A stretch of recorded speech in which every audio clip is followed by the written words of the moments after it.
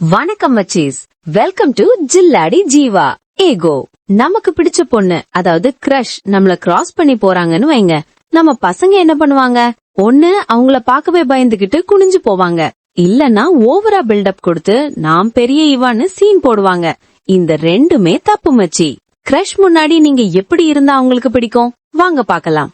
Tip 1, அந்த eye contact. முதல் விஷயம், கண்ணை பார்த்து பேசுங்க. அவங்கள பார்த்த உடனே ஐயோ பாத்துட்டாலேன்னு டக்குன்னு திருப்பிக்காதீங்க, அது பயந்தாங்கொள்ளித்தனம். அதே சமயம் முறைச்சுக்கிட்டேவும் இருக்காதீங்க, அது பயமுறுத்தும். ஒரு 3 செகண்ட் அவங்க கண்ணை பார்த்து லேசா ஒரு ஸ்மைல் பண்ணுங்க. ஏகோ, அந்த ஸ்மைல்ல ஹே உன்னை பார்த்தா எனக்கு பிடிச்சிருக்குன்னு ஒரு அர்த்தம் இருக்கணும். இதுதான் first impression, best impression. Tip 2, buildup வேண்டாம், நேச்சுரலா இருங்க. Be natural. சில பேர் கிரஷ் வந்தாலே இல்லாத ஸ்டைல் எல்லாம் பண்ணுவாங்க. சத்தமா பேசுறது, ஃப்ரெண்ட்ஸ் கூட ஓவரா சிரிக்கிறது, இதெல்லாம் அவங்களுக்கு கடுப்பாத்தான் இருக்கும். தயவு செஞ்சு கூலா இருங்க. நீங்களா இருந்தாலே அது ஒரு தனி அழகுதான். அமைதியா கெப்தா நடந்து போங்க, அதுவே மாஸ். டிப் 3, கேட்கும் திறன்.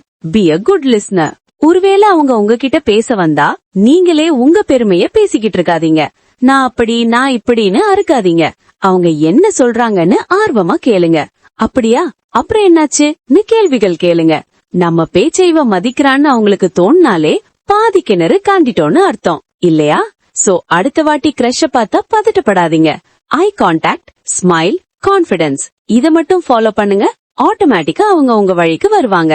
உங்க கிரஷ் முன்னாடி நீங்க என்ன சொதப்பல் பண்ணிருக்கீங்க? மறக்காம கமெண்ட்ல சொல்லுங்க. பாய்.